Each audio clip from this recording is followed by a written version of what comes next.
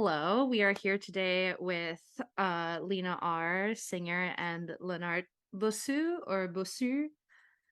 yeah. Bossu, guitarist of Predatory Void. We're talking about the new album coming out in May. First of all, congratulations on one of my favorite releases of 2023, of 2022. This album is amazing. Oh, wow. Thank you. Thank you. Thanks. No, it is really beautiful work on this album. So it's called Seven Keys to the Discomfort of Being, which is, I think, a very good title when you take a listen to the album from the beginning to the end. It just really encapsulates that feeling, a lot of really intense, dark feelings in this album, and it's just hauntingly beautiful. Did you all know each other before starting the band? Yeah, we knew Um, each other. Yeah, well, I'm gonna say like I knew Leonard for a very long time, but we haven't talked for a while, I guess. mhm. Yeah, and then I met Tim when I recorded with him at his studio. Tim is our bass player, and he's also like he recorded the album and mixed it, right? Hmm. Mhm. Yeah, and then Leonard knows Tess since I don't know when for a long time as well. Yeah, for 20 years or something already. So, Exactly. And Leonard and Tim play in Namen together. Yeah. mhm. And then when we're looking for the drummer, I don't know how do you find Vincent actually? Tace came up with Vincent's name, and Vincent is like the only one that none of us really knew that Mm, well. But we just got in touch with him, and he was down to to try it, down to and clown. yeah, and immediately like after 20 seconds into the first song at the first rehearsal, we already knew, okay, Vincent is really the guy that we need. Mhm. So the feeling was good, everything was good. How did the idea to start the band come about since some of you knew each other? It was kind of like in COVID, my other bands had really like stopped being active for a while. We couldn't even get together to rehearse or anything. So I was just at home playing guitar a lot. And yeah, some ideas came up that I couldn't really use for Amenra. That didn't I feel quite right, but they were kind of cohesive. Hmm. And after writing some songs, I was like, fuck, I really wanna use this for a new band. And then I heard Lina's record with Crossbringer that she had done. And I was like, oh fuck, there's like this singer, this amazing singer living that close to me. I have to try and make use of that. So that's kind of yeah, what sparked the idea for the band. Yeah. All right. And so did you first start rehearsing together, or you said you wrote some songs? Is that kind of how the idea of an Yeah, album came about? I guess I was like I had already had 3 or 4 songs before really realizing that okay, this needs to be a band and an album. And then the rest of the songs, I got like so excited about that idea that the rest of the songs just came very quickly. Yeah.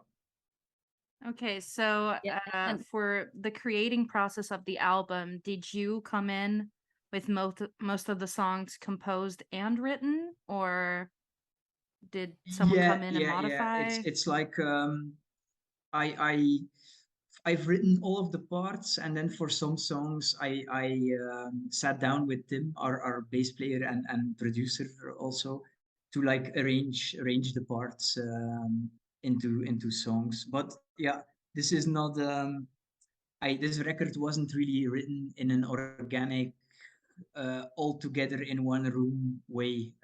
Yeah, because it just really wasn't possible at Yeah. that time. So So it I do was hope with recorded kind of in a pandemic, yeah, during the pandemic. 100%. Yeah. How, Lena, how as a singer is it to have the songs brought in and to kind of make them your own, find your own twist on it?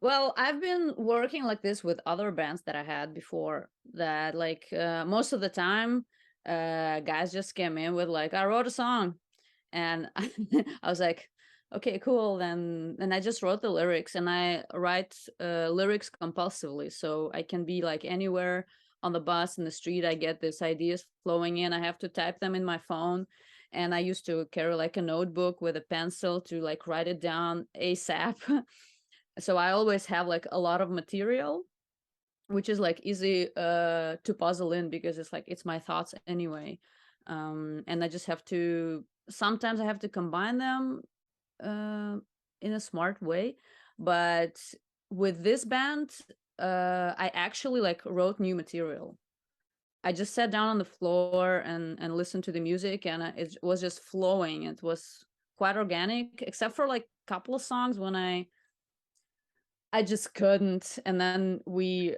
sat down with Tim and Leonard in the studio and we looked at my notes and tried to find like a good balance between the idea of the song and like how the lyrics should be. So there was some struggling in the process, but in the end, I feel like it works. So The for me, album like does have a yeah. very organic feel to it. Mhm, I think the songs are paired together very well and like as a whole, it works beautifully. So it does really feel like there was like kind of a start to finish, not a theme, but kind mhm, of like a concept for the whole mhm. album. Did you decide on that before or did it come with the music? I think the more we worked on it, the more I personally got like the feeling like, okay, there are themes that come back in every song, even though they're not like explicitly named or repeated, but there is something that like ties them together Yeah. into one cohesive thing. Um I don't know if I should give secrets away or not. That's your decision. um but like I'm not gonna name the song, but like with one song, we really had to sit down and do everything, redo everything, because my initial idea was something, writing something in the lines of like true crime stuff that I like, and then they told me like, but it's like you're writing about your inner world, kind of your struggles, your feelings, and everything, and now you're like coming in with this.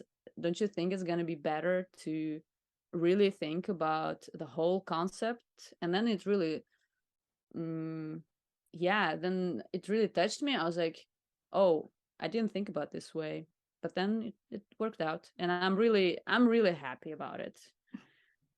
But my ego was like, but I want some true crime. I feel it. I feel it. I love me some true crime. So struggling, the video came out about 3 weeks ago. How did you end up choosing this as the first release kind of from the album? We felt that it kind of summarizes the different elements of the band pretty well in like a pretty straightforward way. Like you don't have to sit through a long intro or anything. It's just like straight out of the gate. Yeah, it's pretty hard hitting and yeah, voila. I at least like from a musical perspective, that was kind of the idea. Hmm. Well, It's and like a also preview of the whole album, basically. the video is really interesting. You have the two videos that have come out so far are very, very strong visually, very strong as far as the story goes. Like you can really follow something from beginning to end. And pretty much everyone in this band comes from bands that are very strong visually, so Uh-huh. not very surprising. But did the video idea come when you were writing the song? Did it come when you had the idea to make a video? Because I know you were kind of involved. Yeah, I think the ideas to make the videos mostly came afterwards. Like in we sat down. I took a look at the lyrics and thought about it. And in struggling, we yeah kind of see someone. We wanted to kind of I show something that's at first when we were thinking about struggling, we were like kind of thinking about a more negative struggle, like destroying something. But then we thought we can reverse that and just construct something like the mirror mask, like you were breaking the mirror and taking the pieces to make the mask that you see in the end. That seemed like kind of a more positive twist to the to the struggle that we wanted to give. And then the second video, well, is about, like, the song is about nightmares, and it seemed logical to also go into that world of nightmares. And we thought it was like kind of cool to make it very personal and show Lina and really like get inside her head and her nightmares, and show some of those visions. I mean, as far as lyrics go, I feel like Lena's head is just full of very interesting things. Uh-huh. So the lyrics and melodies are like very dark, obviously. And it is kind of putting yourself out there as far as the lyrics go, very naked, raw expression. Um, was it difficult to kind of get in that headspace for this album? I wouldn't say that. I'm always quite honest with things that I say. Just in general, I feel like. I just I like I feel say it that. as it is. Yeah. You know what? I'm 32 now, and I'm not gonna just like dance around things anymore. Like I don't have much time left and all that shit, you know. So I don't wanna deal with this. And so I feel like all of us are at a certain age now that we don't have to play around with words and things. We can be quite straightforward in the things that we do. And I feel like that's part of like growing up, maybe that is showing. But I just generally talk about everything pretty openly. Yeah. Um, so the other video that just came out a couple of days ago, Endless Return to the Kingdom of Sleep. Um, Beautiful composition on this song, very interesting as far as there's a lot of interesting nuances going on there and vocally, and as far as the music goes, it comes and goes in waves. You can really feel it in the music video. How did the composing of this one go? Was this something you already composed, Leonard, or something you all worked together? That's that was a song that came about when we already like were a band, and we had I think we had even rehearsed a bit already and tried out some of the other stuff. And it was kind of, I guess, like that spark of like enthusiasm that kind of drove me like to write that song. I it yeah, it just I flew out of me, and yeah, um I because of just being psyched about what we were doing. um yeah, I can't really think of yeah, voilà. Being very inspired from Yeah, the new yeah, yeah, band. yeah. And Exactly.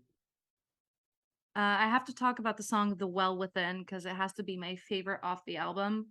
Okay. Um, yeah, there was just the the mix between like the clean harmonies vocally, that sound very ceremonious, and the screams, and it really takes you on a trip through the whole song. I really love the lyrics in this one. And I know it's kind of weird to ask this. Are there like particular stories from your life that you've drawn from to bring into this album? Well, the thing is, this song particularly is like the nerdiest song of all of them, I would say, because it's like I try to connect like a metaphor of like looking within yourself with Yeah, I was gonna say that. I love the metaphor. yeah. Yeah. Oh, that's good. You really understood it. Oh, Yes. yay. Yay, because I had to explain it to some No people. explaining. I was just reading the And lyrics and having a good time. So yeah, that's great. um But one of my favorite games when I was like very young was Might and Magic, and you, yeah, yeah, it's like an RPG, and then you have to go to like a lot of temples, and you sometimes you have to go really deep and like kill monsters and stuff like that to discover something to bring back to the surface because you're on a mission. And when I was writing this, I feel like the tempo of the song, it really like inspired me. I don't know, I felt like I really wanted to listen to this kind of song when I played this game. well, it does kind of take you on a little adventure. That's what I mean. Yeah, Like yeah, it yeah, yeah. does ebb and flow kind of. Exactly. And then I was like, yeah, but like I have to kind of twist it all together in one piece to have it like not too obvious but also not too cryptic. And so and basically it's yeah, I'm glad you really got it right. Yeah, yeah, Well, yeah. I'm But it's also a like, nerd. it's like, Maybe it spoke to me. yes, perfect. So yeah, it's like So basically coming to a realization that things you uncover within yourself may not be worth it, you know?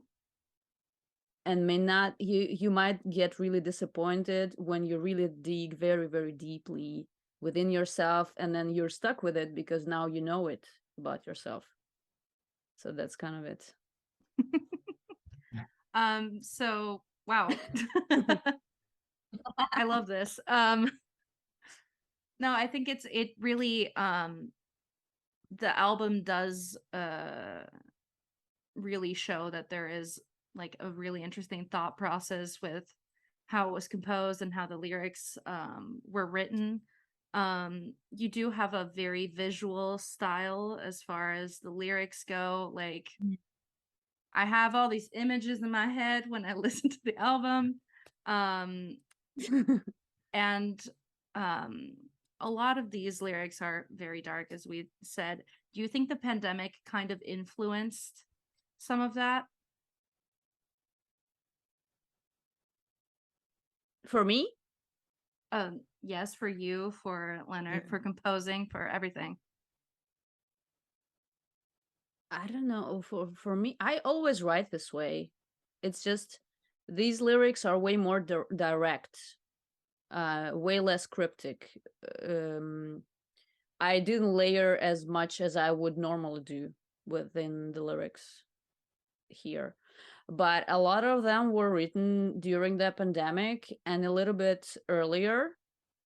And then I just like I have kind of sketches of some texts, and then I rewrite them, or I um make them like whole in a way.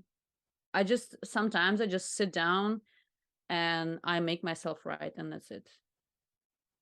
And I just think about everything that I've ever experienced. I can like, well, my I have like a undying kind of like mechanism in my head that's always spinning constantly, and you just have to pick a certain thing at a certain moment, and then voila.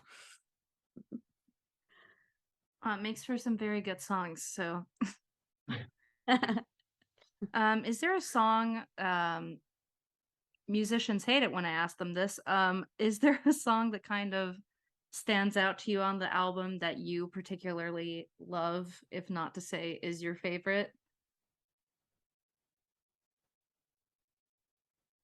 I do have actually, like, I struggle between The Well Within and Eternal and Endless Return to the Kingdom of Sleep, actually, because like The Well Within, I just every time I sing it, I'm just like going into this chamber.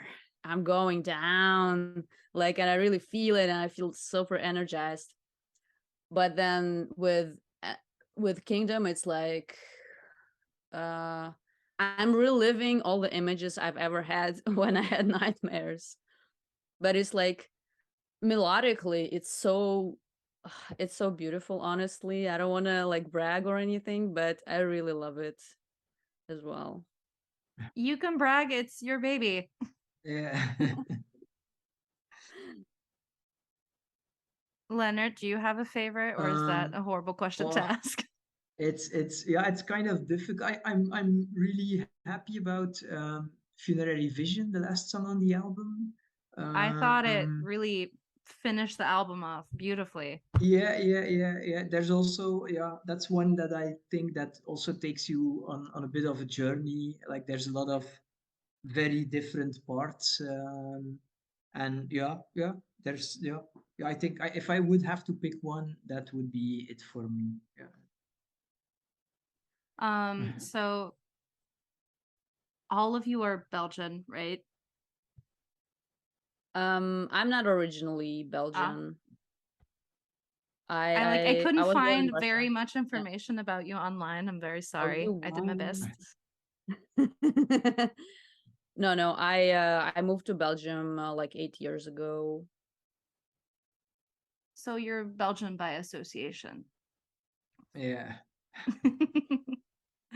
Is You Her know, Dutch I'm representing where is self-employed you and better live, than everything, the rest of. so is I pay representing where you taxes. live kind of important to you or not? For me, I feel like it is important, yeah. I really I feel the freedom in a way, and I've met really great people here, and I feel understood. I've found all kinds of nerds here, and I feel I feel like, okay, I always felt like I was the nerd, and I was like, oh no, they're all normal and I'm like the weirdo. And I came here, I'm like, okay, everyone's the weirdo, great. So there are some upcoming concerts in Belgium and in the Netherlands. I have seen some of the live footage that is on YouTube. Wow. Really cool shows, very energetic. The audience is crazy. Is there a song in particular that the audience really loves? I really couldn't say yet because like when we only played 3 shows so far. So when Mhm. we were playing, we're still, I at least myself, I'm still kind of very much like focused and dying a little bit inside to just to try to play everything right and yeah. So I can't, I haven't been able like to really like when there's more of a routine, I guess you can, I at least I can connect better with the audience or something, and Mm. yeah. But I also, I kind of also do feel that Funerary Vision again is I, when people came up to talk to me afterwards, that was a song that they often mentioned. So yeah. So you're going to be playing Roadburn Fest in April, right? Mhm. Is this going to be your first festival as a band? A second. Yeah, Very excited we did. about it. Our very first show was a festival called Soul Crusher in the Netherlands as Ah. well. Yeah. But yeah, we're definitely. I kind of amazed ourselves that we get to play Roadburn this early on in our life as a band. Yeah. We at United Rock Nations would very much like you to play in France. So pretty please, one day soon, come here to France. Yeah. We're working on it. Yeah. Have you already started thinking about another album you would do, like not right away, but in the future? I already have like some ideas for songs. I like more or less 2 songs written. But yeah, There's a yeah, beginning. yeah. It definitely there is the drive to to do more. Like it went so well with this first recording that I'm also very curious. As I told you, most of this was like written alone at home and everything, and I'm kind of curious what would happen if we try to like take it to the rehearsal room and just write all together as a band. I think that might also give Mhm. some interesting results. Well, Yeah, here's because to I have hoping. never done this before like that. Yeah. Would be interesting. So thank you so much for your time today. This was very informative, super interesting talking to you. Thank you so much for your time. The album will be out in May. Do we have an exact In date in April, May? actually. Yeah. In In April, The 21st of April. 21st of April, yeah. 20. Okay, well then in April. L'album va sortir le 21 avril, 7 Keys to the Discomfort of Being. Si vous allez au Roadburn Festival, soyez sûrs d'y aller. Ne les ratez surtout pas parce que c'est vraiment un groupe incroyable. Thank you so much for being with us today. Thank you you, so much. for being interested in the band and for your time as well.